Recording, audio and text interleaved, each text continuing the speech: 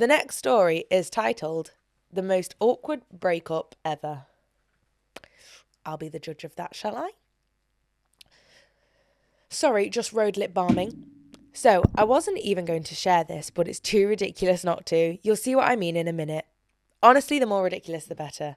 I have become so immune to just the feralness of the inbox that unless someone is like stealing someone's grandma like we had on the first episode, I'm just like, normal Tuesday activities for me. So I'll be the judge of the fact that this is the most awkward breakup ever. So here's the setup. I was dating this guy who we will call Steve. Of course, his name is Steve because what? Why wouldn't it? Yes, she gets the vibes, okay? Someone wrote into me and they were like, we'll call him Lucas. I was like, no, we fucking won't. We'll call him Steve. You must be new here. Steve and I had been together for about a year. Things were fine. Just fine. But then about 2 months ago, he'd forget to text me back, but somehow always have time to post on Instagram. Ick. Or he'd cancel our plans last minute, but then I'd see him tagged at some random bar with his friends. You know the type. Red flag city. Waving that red flag for you, babe. I just think these boys are so dumb. If you're going to play a game, play it well. Get in the Premier League of playing the game. You can't be not replying to texts. It's like when they say, oh, I'm staying late at work, but they've left their location on and they're actually at the bar or they're at Susan's house. Come on, do better. I tried to brush it off and I told myself, he's just busy. Busy doing what though? Avoiding me? Spoiler alert, yes. So fast forward to this week, we're supposed to have this cute date night, a dinner, a movie, the whole deal. I'm dressed up, looking cute, and I text him, hey, what time should I come over? I am of this opinion, right? And I haven't been on a first date, like a proper first date. And I just hear my friends have these awful interactions with first dates, and I think we're getting ready for 3 hours straight, ladies. We must be prepared for this man to ghost us.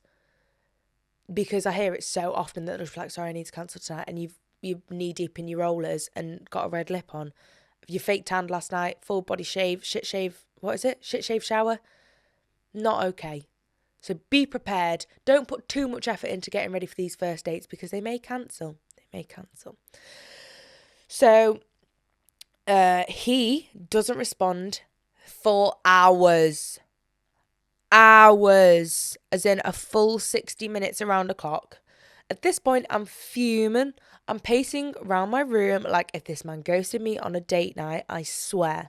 But he finally texts me back saying, sorry, I'm not feeling great. What the fuck do you mean, Steve? You're not feeling great? Because I'm feeling cute as hell over here. Get up, pop a Lemsip cold and flu. I assume you've got a cold potentially, or a ginger tablet. Get your ass up, put your chinos on. We're going to Flatiron. Grow up. I'm so annoyed, but I'm also worried, right? Like, what if he is actually sick in the head? So I decide to be a good girlfriend and surprise him with soup. I know. Big mistake. I love making soups. Soups are my new favourite thing. A roast pepper and tomato soup is my ish at the minute. I drive over to his house, and as I'm walking up to the door, I notice something. There's another car in the driveway. It's his girlfriend or his mum. My heart is racing, but I tell myself maybe it's a friend, maybe it's his sister. It was not. I knock on the door and it takes forever for him to answer. Yeah, because what he was doing there was getting dressed. He was just cleaning up the chocky wocky cocky. He was getting it all nice and clean to open the door fresh for you. When he does, he's standing there in sweatpants and a hoodie, looking like he just rolled out of bed. And behind him, no, sorry, I just read 2 sentences and they both consecutively got worse. And behind him, I see this girl in my favourite top. My top. You guys, I'm not proud of what happened next. I didn't yell or scream, but I wish I had. Instead, I just stood there and I said, hey, what's going on? As you would. Joe's been in this circumstance several times, haven't you, Joseph? Yeah, Joe went a little bit more cray-cray though. Steve has the nerve to say, oh, this is not what you think it is. Really, Steve? Because it looks like you're cheating on me with some girl who apparently loves stealing my clothing. I'm about to lose it, but the girl, we'll call her Amy, decides to chime in. She's like, wait, you're his girlfriend? He told me you guys broke up weeks ago. Weeks ago? News to me, Amy. Yeah, fucking news to me, babe. Who are you? Weirdo with my top on. At this point, I'm so done. I look at Steve and say, you know what? Keep the top and keep Amy. Yeah, fair. Keep the top. I think it's a fucking ugly top. It looks so much better on me anyway, Amy. So I turn and walk away feeling all dramatic, like I'm in a music video. I feel that it's the best way to be. You've gotta go my own way. What about us? Take it away, Joe. What about everything we've been through? What about trust? You know I never wanted to hurt you. Anywho, as I'm driving home, I get a text from Amy. How did this girl get your number? Because if Steve's give her your number, privacy. Whatever happened to privacy there, Stephen? That he should never have done that. Have we not heard of GDPR? She's like, hey, just so you know, I broke up with him. You deserve better. Eh? Would you? Thank you? What? Would you want me to thank you for that? I guess she did. To be fair, she didn't know that you were together.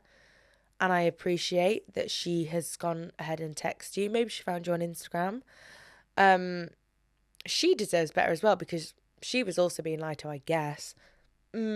So, not only did Steve lose me, but he lost her too. And honestly, good riddance. But now I'm sitting here wondering, how do people like Steve even function? Do they have a handbook for being the worst, or do they just wing it? Because at this point, I feel like I need to date a dog. Don't date animals. That's really weird. She says, I feel like I need to date a dog. At least they're loyal. Right. So we're not going to date animals because that's bestiality. You could get a dog and give it some love and affection and keep it alive and well and fed. Don't date it. That's strange. How these people function, you've asked me there. It's actually quite scary, my love, how these people go about life.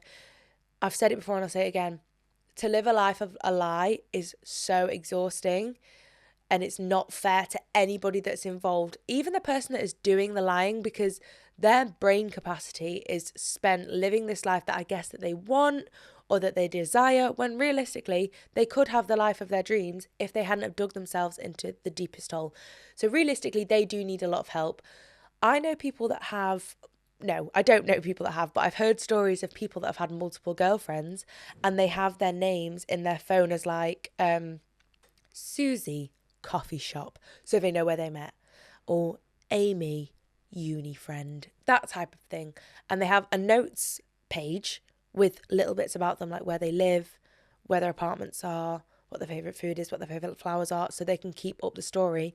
And they will check, scary behaviour guys, when they're going on a date, they will check to see the like profile of who they're going to see, which again, exhausting. Just date one person at a time.